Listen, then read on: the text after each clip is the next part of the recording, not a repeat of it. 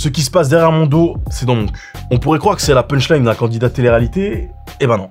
C'est une phrase citée par Bart De Wever, le Premier ministre belge. Et je m'en fous comme dans les années 40 de tous ces rumeurs, c'est ce qui se passe derrière mon dos, c'est de mon cul. Bon, c'était quand même il y a plusieurs années, il s'est adouci depuis. Toujours est-il que BDW, comme les gens l'appellent dans le milieu, c'est une personnalité politique emblématique dans le paysage politique belge. Mais on s'est posé la question, qui est-il vraiment? Bart De Wever. Bart De Wever. Car pour De Wever, le détail compte. Il y a quelques semaines encore, déguisé en Saint-Nicolas, Bart De Wever, le président des nationalistes flamands donne le ton. Fabula acta est.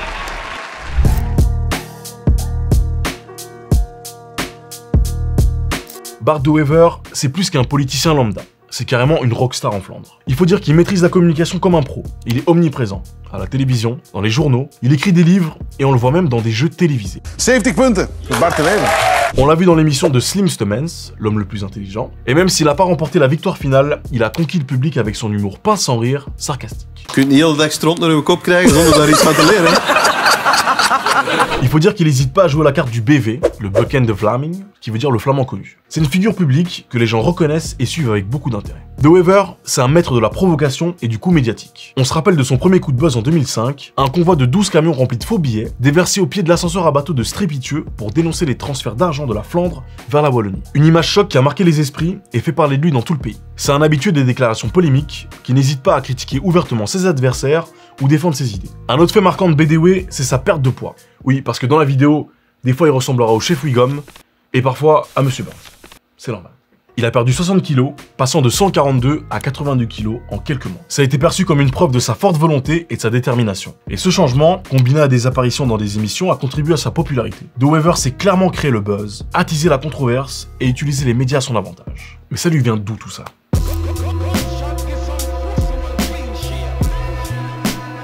De Wever a eu une enfance. Et pour saisir la complexité du personnage, il faut remonter à ses racines et ses premières années passées à Kantig-Kazerne, dans la province d'Anvers. Il a grandi dans un environnement familial où le nationalisme flamand était omniprésent. Son grand-père, un membre actif de la Ligue nationale flamande, la VNV, un parti nationaliste flamand d'extrême droite, avait collaboré avec l'occupant nazi pendant la Seconde Guerre mondiale.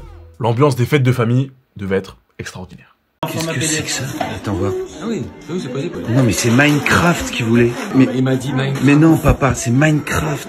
Son père Rick était cheminot et un fervent militant nationaliste qui était membre du Vlaams Militant Orde. Ce groupe était une organisation de propagande nationaliste flamande et plus tard d'extrême droite en Flandre. Les parents de Bart étaient également partisans de la Volksunie, un parti nationaliste flamand. Et en plus de ça, ils étaient concierges d'un appartement situé au-dessus des locaux du Vlaams National Jeugdverband, la VNJ, un mouvement de jeunesse nationaliste flamand. Bart et son frère Bruno étaient tous les deux membres du mouvement. Donc dès son plus jeune âge, De Wever a baigné dans cet univers hostile à la Belgique, où l'indépendance de la Flandre était perçue comme une aspiration légitime. À seulement 3 ans, il se retrouve à une manifestation en faveur de la scission de l'arrondissement Bruxelles-Halle-Vilvoorde, un territoire à majorité flamande, enclavé dans la région bruxelloise. On peut clairement dire que De Wever a été biberonné au nationalisme flamand. Et c'est ce qui a sans aucun doute façonné ses convictions et l'a poussé vers la politique. Et il a pris ça vraiment très au sérieux.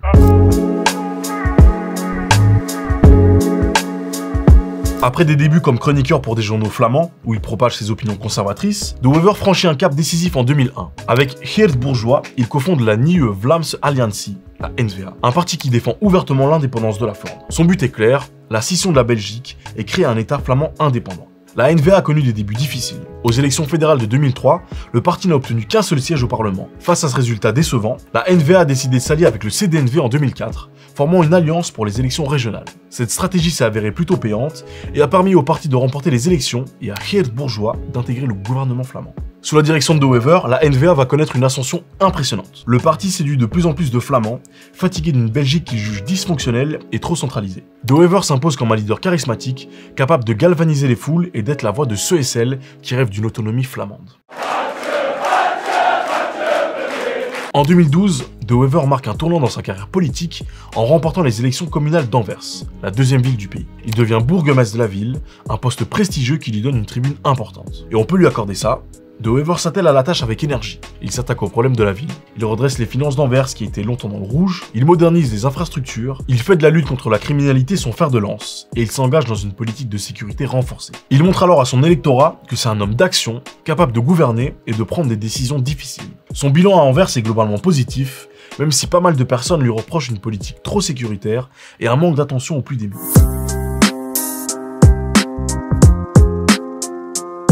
Bart de Wever est un homme de droite, aucun doute là-dessus. Il défend des valeurs conservatrices, prône la rigueur budgétaire, la réduction du rôle de l'État et une politique migratoire restrictive. Il est très critique à l'égard des programmes sociaux qu'il juge trop coûteux et inefficaces. Et il défend une économie libérale basée sur la libre entreprise et la responsabilité individuelle. Ce qui est clairement à droite, qu'on se le dise. Pendant des années, De Wever a cultivé une image de dur à cuire entre guillemets, notamment envers les francophones. Il les a qualifiés de profiteurs et n'a pas hésité à multiplier les déclarations provocatrices, alimentant les tensions communautaires. On se souvient de ses sorties sur le cinéma français. Moi, personnellement, je n'aime pas trop le cinéma français. Ou sur Bruxelles, qu'il considérait comme une région contre nature. Nous, Bruxelles, c'est une ville.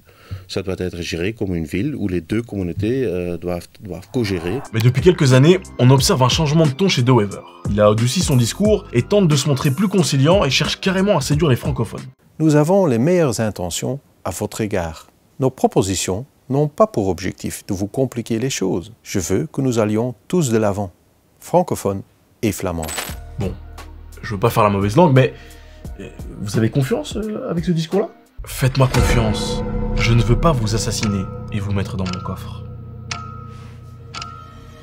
Il comprend qu'il a besoin du soutien des francophones s'il veut conquérir tout le pays. Il multiplie les interventions dans les médias francophones et il essaie de se présenter comme un homme raisonnable, ouvert au dialogue. Cependant, son objectif principal reste quand même la scission de la Belgique. Il continue de défendre l'idée d'une Flandre indépendante, même s'il se montre plus flou sur les modalités de cette séparation. Et quand on pense qu'il s'est calmé, il fait une rechute en se déguisant en Saint-Nicolas et en se plaignant du fait que les francophones ne font pas d'efforts pour parler néerlandais. Sinds is een beetje droevig, want hij moet elke dag naar Brussel gaan. Er zijn zoveel stoute kinderen. Kinderen die soms zelfs geen Nederlands kunnen spreken tegen de Sint.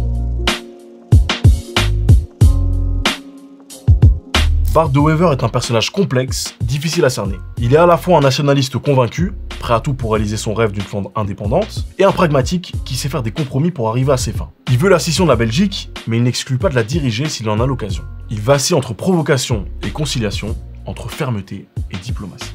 Alors, Bart de Wever a-t-il les épaules pour être Premier ministre de la Belgique? Est-il capable de rassembler un pays qu'il a l'air de secrètement vouloir diviser? Est-il sincère dans sa volonté de dialogue avec les francophones? Ou est-ce que c'est une simple stratégie pour accéder au pouvoir? Dis-moi ce que t'en penses dans les commentaires. N'hésite pas à liker, partager et t'abonner à la chaîne pour plus de vidéos. Bisous, à la prochaine.